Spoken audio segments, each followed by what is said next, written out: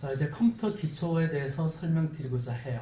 자, 컴퓨터는 크게 하드웨어와 소프트웨어 둘로 나누어져요. 그럼 하드웨어는 뭐냐?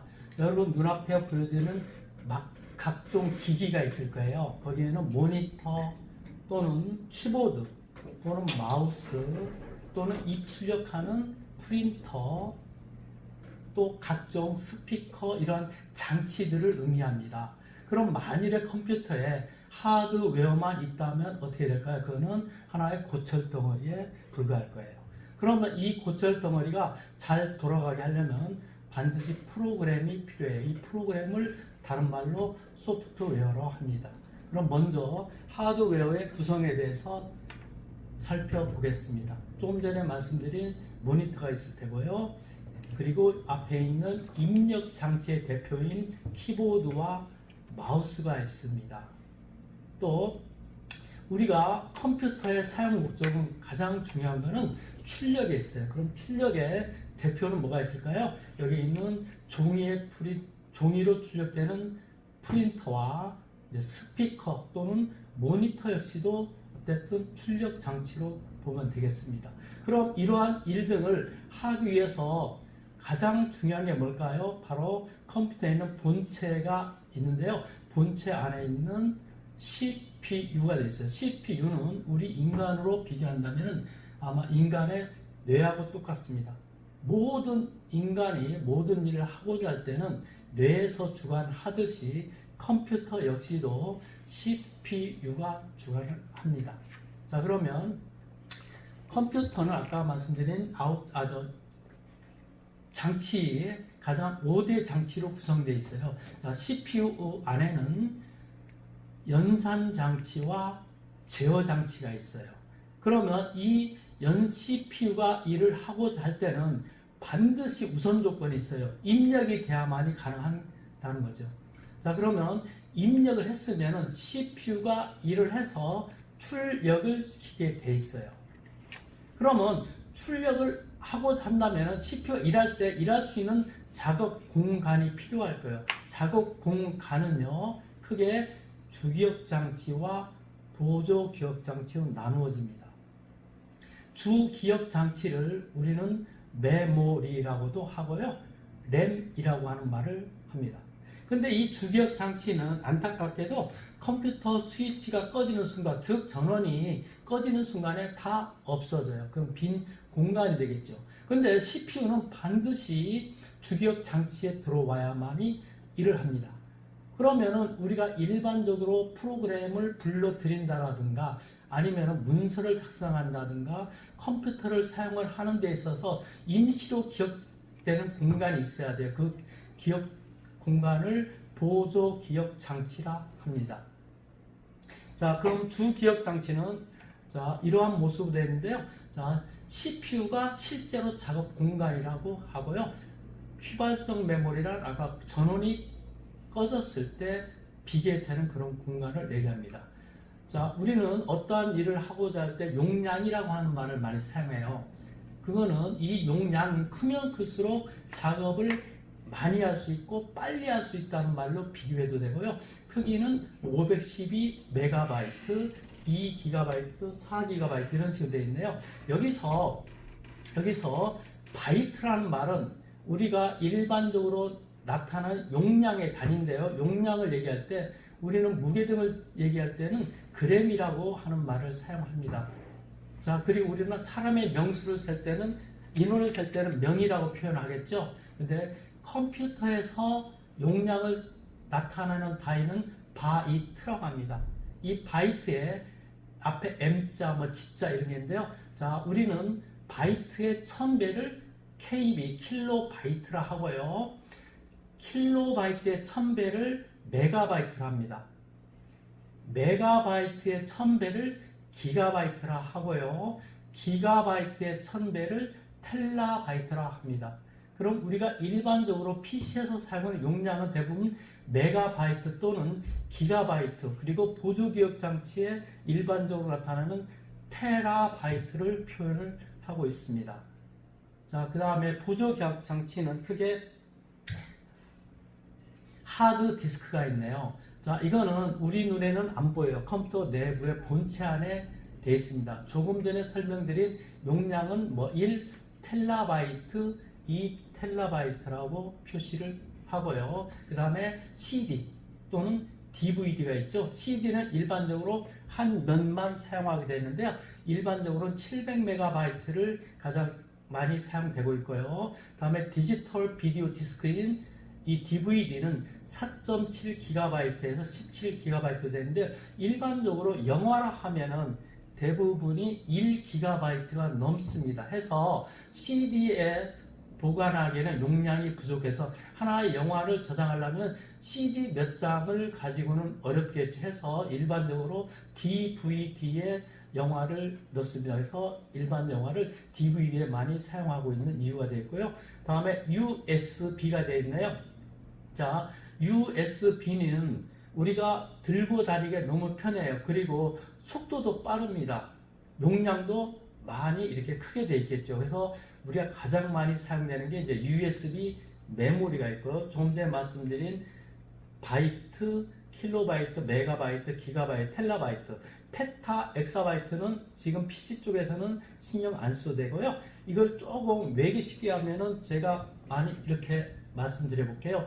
킬로, 메가, 기가, 텔라, 페타, 엑사를 그냥 주셔서 까마귀, 털배에라고 하는 하나의 이니셜 따준다면은 여러분들이 용량을 외시는데 도움이 되실 것 같아요.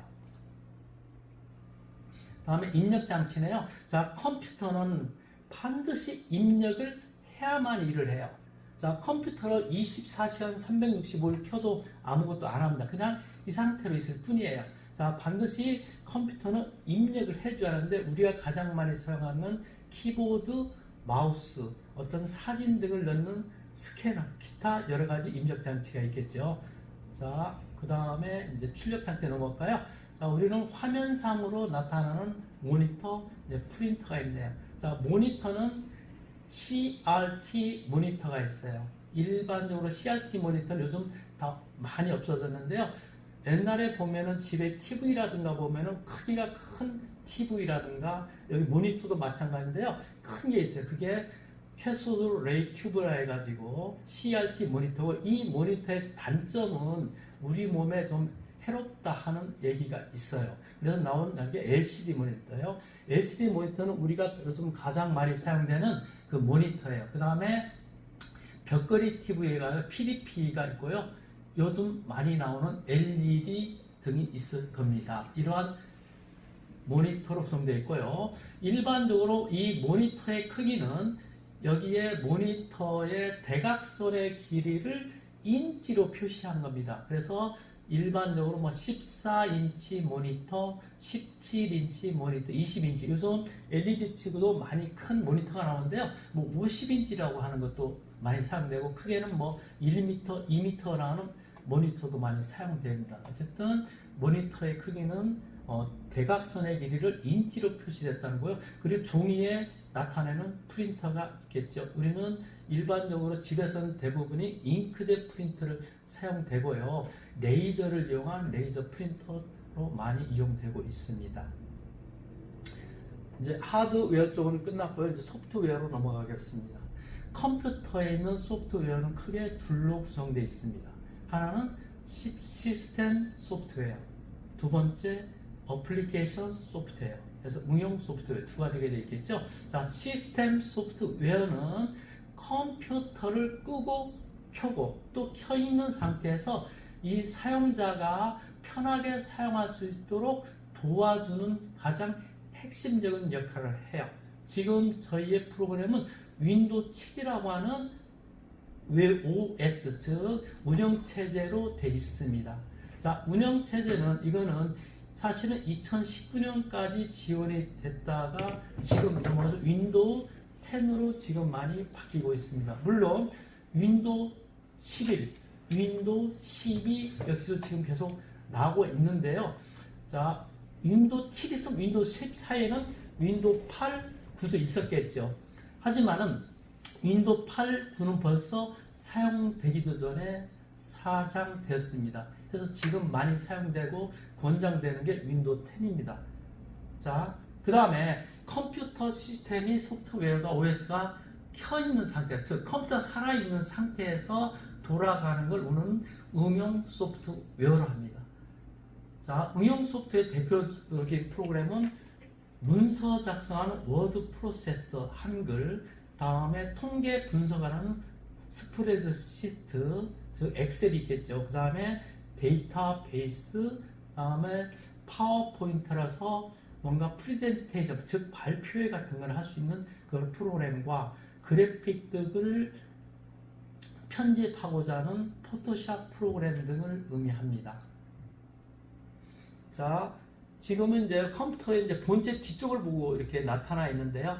자, 모든 거는 컴퓨터에 있는 본체를 뜯으면 그거는 메인 보드라고 하는 게 있습니다. 근데 우리가 어떤 걸 꽂고자 할 때, 사용하고자 할 때 메인 본체까지 뜯어서 사용을 할 수 없겠죠. 그럼 메인 본체 뒷면에 이렇게 연결되는 장치가 있습니다. 이거를 포트라고 합니다.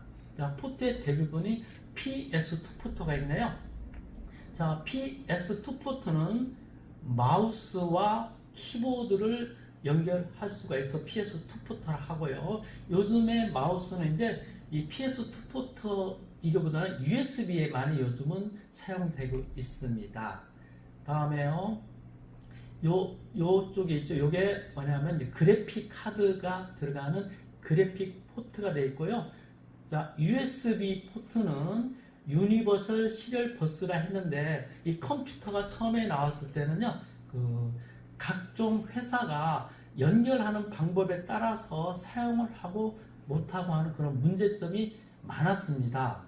해서 초창기에 컴퓨터 7개 회사가 모여서 협의를 했어요. 어떤 협의였냐면 약 어떤 나라에서든 어떠한 기기든 컴퓨터에 표준화된 연결고리를 갖자 해서 나온 게 USB 포트입니다. 해서 USB 포트에 연결할 수 있는 모든 전자기기라면 다 가능하게 되어 있습니다. 자, 그 다음에 우리가 인터넷을 하려면 반드시 컴퓨터와 연결돼야겠죠. 컴퓨터 연결하는 방법이 두 가지가 있습니다. 하나는 유선이 있고요. 두 번째는 무선이 있습니다. 자, 그럼 유선으로 연결할 때는 랜 포트가 있겠죠. 다음에 오른쪽에 사운드 포트가 있네요. 그죠? 자, 그 다음에 이제 저희가 이제 타자 연습을 할 수 있는 자판이 나와 있네요.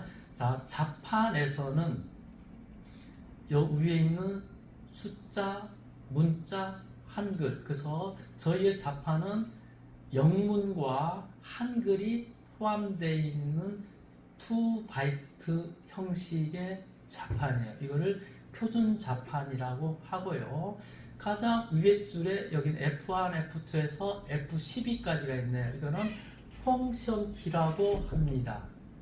펑션이란 어떠한 기능 키라고 해서 우리한테 이 펑션 키를 눌렀을 때 이 기능마다 다르한 그 기능을 제공하고 있는 게 펑션 키고요. 다음에 1, 2, 3, 4, 5, 6, 7, 8, 9의 숫자 키와 QWERTY라고 하는 이런 영어 자판이 있는데요. 우리는 QWERTY라고 하는 이 6개의 글자를 따서 이거를 쿼티 자판이라고 이름 붙였습니다. 다음에 이 자판을 치다 보면은 한글과 영문이 같이 섞여 있는데요. 한글과 영문을 그때마다 변환할 수 있는 밑에 한영키가 있습니다. 한영키를 누를 때마다 한글과 영문이 바뀌어지는 걸 알 수 있고요.